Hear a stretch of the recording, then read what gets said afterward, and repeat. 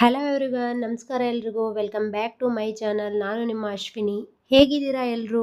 I hope ಎಲ್ಲರೂ ಚೆನ್ನಾಗಿದ್ದೀರಾ ಅನ್ಕೊಂಡಿದ್ದೀನಿ. ಎಲ್ಲರೂ ಚೆನ್ನಾಗಿದ್ದೀರಾ ಅನ್ಕೊಂಡು ಈ ವಿಡಿಯೋನ ಸ್ಟಾರ್ಟ್ ಮಾಡೋಣ.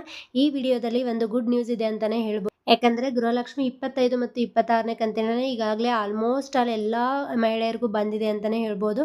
ಇನ್ನೇನು 10% ಮಹಿಳೆಯರಿಗೆ ಮಾತ್ರ ಗೃಹಲಕ್ಷ್ಮಿ ಹಣ ಬಂದಿಲ್ಲ ಅಂತ ಹೇಳ್ಬೋದು. ಅಂದ್ರೆ ಆಲ್ಮೋಸ್ಟ್ 90% ಮಹಿಳೆಯರಿಗೆ, ಅಂದ್ರೆ 90% ಗೃಹಲಕ್ಷ್ಮಿಯರಿಗೆ ಈಗಾಗಲೇ 25 ಮತ್ತು 26ನೇ ಕಂತು ಎರಡೂ ಕಂತು. ಹಾಗೆ ಯಾರಿಗೆ ಗೃಹಲಕ್ಷ್ಮಿ 25 ಮತ್ತು 26ನೇ ಕಂತಿನ ಹಣ ಬಂದಿಲ್ಲ ಅವ್ರು ಯಾರು ಕೂಡ ಬೇಜಾರು ಮಾಡ್ಕೋಬೇಡಿ. ಅವ್ರಿಗೂ ಕೂಡ ಇನ್ನೂ ಕೂಡ ಹಣ ಬರ್ತಾನೆ ಇದೆ. ಅಂದ್ರೆ 25 ಮತ್ತು 26ನೇ ಕಂತಿನ ಹಣ ಇನ್ನೂ ಯಾರ್ಯಾರಿಗೆ ಬಂದಿಲ್ಲ ಅವ್ರಿಗೂ ಕೂಡ ಬರುತ್ತೆ. ಬರಲ್ಲ ಅಂತ ವರಿ ಮಾಡ್ಕೋಬೇಡಿ, ಅವ್ರಿಗೂ ಕೂಡ ಖಂಡಿತವಾಗ್ಲೂ ಹಣ ಬಂದೇ ಬರುತ್ತೆ ಅಂತಾನೆ ಹೇಳ್ಬೋದು.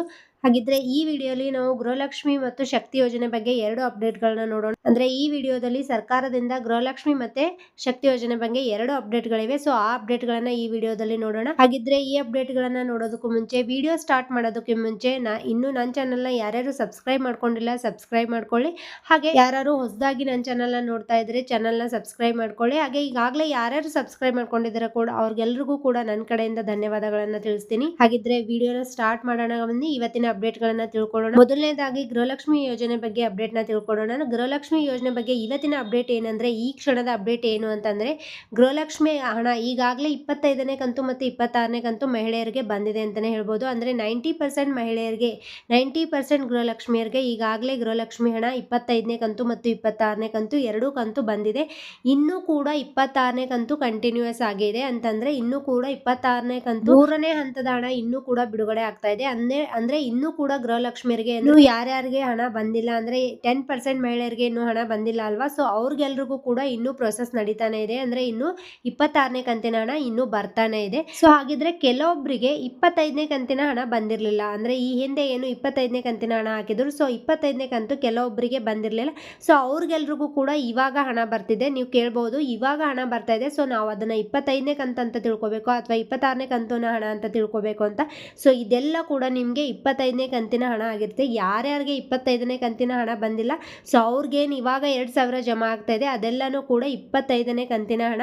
ಹಾಗಿದ್ರೆ ನಿಮ್ಗೆ 26ನೇ ಕಂತಿನ ಹಣ ಯಾವಾಗ ಬರುತ್ತೆ ಅಂದ್ರೆ, ಸರ್ಕಾರದಿಂದಾನೇ ಅಪ್ಡೇಟ್ ಬಂದಿರುವಂತದ್ದು ಈ ತಿಂಗಳ ಎಂಡ್ ನಲ್ಲಿ ನಿಮ್ಗೆ 26ನೇ ಕಂತಿನ ಹಣ ಜಮಾ ಆಗುತ್ತೆ. ಅಂದ್ರೆ 25 ಮತ್ತು 26ನೇ ಒಟ್ಟಿಗೆ 4,000. ಯಾರ್ಯಾರಿಗೆ 25ನೇ ಕಂತಿನ ಹಣ ಬಂದಿಲ್ಲ ಅವ್ರಿಗೆಲ್ರಿಗೂ ಕೂಡ 25 ಮತ್ತು 26ನೇ ಕಂತು ಎರಡೂ ಸೇರಿ ಒಟ್ಟಿಗೆ 4,000 ಜಮಾ ಮಾಡ್ತೀವಿ.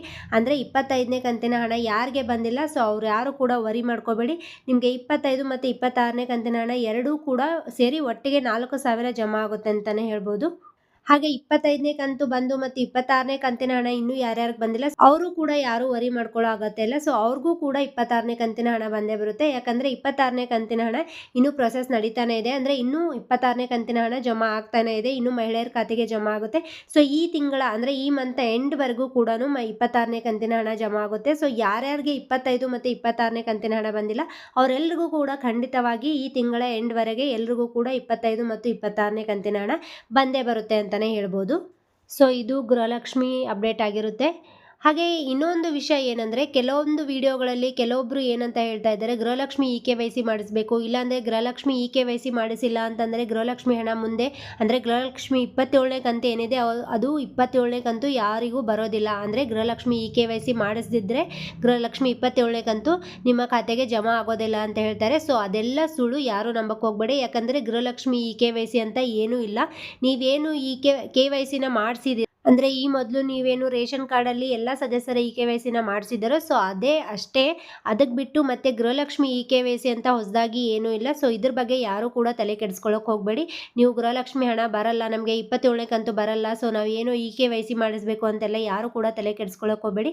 ಆ ರೀತಿಯಾಗಿ ಏನೂ ಇಲ್ಲ. ಗೃಹಲಕ್ಷ್ಮಿ KYC ಸರ್ಕಾರದಿಂದ ಯಾವುದೇ ಅಪ್ಡೇಟ್ ಇಲ್ಲ. ಗೃಹಲಕ್ಷ್ಮಿ KYC ಬಗ್ಗೆ ಸರ್ಕಾರ ಏನು ಕೂಡ ಹೇಳಿಲ್ಲ. ಹಾಗಾಗಿ ಈ KYC ಬಗ್ಗೆ ಯಾರು ಕೂಡ ತಲೆ ಕೆಡಿಸ್ಕೊಳ್ಳೋಕೆ ಹೋಗ್ಬೇಡಿ. ಸೊ ಇದು ಇವತ್ತಿನ ಗೃಹಲಕ್ಷ್ಮಿ ಅಪ್ಡೇಟ್ ಆಗಿರುತ್ತೆ. ನಾನು ಕಳೆದ ವಿಡಿಯೋದಲ್ಲಿ ಅಂದ್ರೆ ಪ್ರೀವಿಯಸ್ ವಿಡಿಯೋದಲ್ಲಿ ನಾನು ಶಕ್ತಿ ಯೋಜನೆ ಬಗ್ಗೆ ಒಂದು ಅಪ್ಡೇಟ್ನ ಹೇಳಿದ್ದೆ. ಏನಂದ್ರೆ ಸರ್ಕಾರ ಶಕ್ತಿ ಯೋಜನೆಗೆ ಒಂದು ಸ್ಮಾರ್ಟ್ ಕಾರ್ಡ್ನ ವಿತರಣೆ ಮಾಡಬೇಕು ಅಂತ ಯೋಚನೆ ಮಾಡಿದ್ದಾರೆ. ಸ್ಟಾರ್ಟಿಂಗ್ ಇಂದನೂ ಅಂದ್ರೆ ಸರ್ಕಾರ ಯಾವಾಗ ಶಕ್ತಿ ಯೋಜನೆ ಸ್ಟಾರ್ಟ್ ಮಾಡ್ತು, ಸೊ ಅವಾಗಿಂದನೂ ಶಕ್ತಿ ಯೋಜನೆಗೆ ಒಂದು ಸ್ಮಾರ್ಟ್ ಕಾರ್ಡ್ ವಿತರಣೆ ಮಾಡಬೇಕು ಅಂತ ಸರ್ಕಾರ ಯೋಚನೆ ಮಾಡಿದೆ ಅಂತ ಹೇಳಿದ್ದೆ.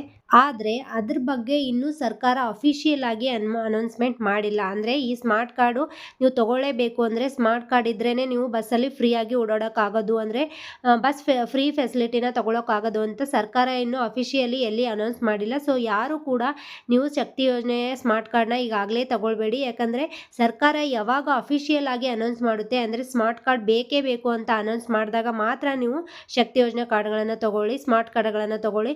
ಈಗಾಗಲೇ ಇನ್ನೂ ಸರ್ಕಾರ ಅನೌನ್ಸೇ ಮಾಡ್ದಿರಾ ನೀವು ಶಕ್ತಿ ಯೋಜನೆ ಸ್ಮಾರ್ಟ್ ಕಾರ್ಡ್ಗಳನ್ನು ತಗೋಬೇಡಿ. ಸೊ ಯಾರು ಕೂಡ ಈ ತಪ್ಪುಗಳನ್ನು ಮಾಡೋಕ್ಕೆ ಹೋಗಬೇಡಿ. ಸೊ ಇದಿಷ್ಟು ಇವತ್ತಿನ ಅಪ್ಡೇಟ್ ಆಗಿರುತ್ತೆ.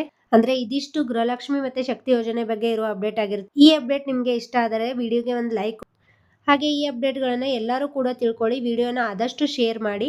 ಹಾಗೆ ನೀವು ನನ್ನ ಚಾನಲ್ನ ಇನ್ನೂ ಸಬ್ಸ್ಕ್ರೈಬ್ ಮಾಡ್ಕೊಳ್ಳೋದನ್ನು ನೋಡ್ತಾ ಇದ್ದೀರಾ ಅಂದರೆ ಚಾನಲ್ನ ಸಬ್ಸ್ಕ್ರೈಬ್ ಮಾಡ್ಕೊಳ್ಳಿ. ಇದೇ ರೀತಿ ಡೈಲಿ ಹೊಸ ಹೊಸ ಅಪ್ಡೇಟ್ಗಳನ್ನು ತಿಳ್ಕೊಬೋದು.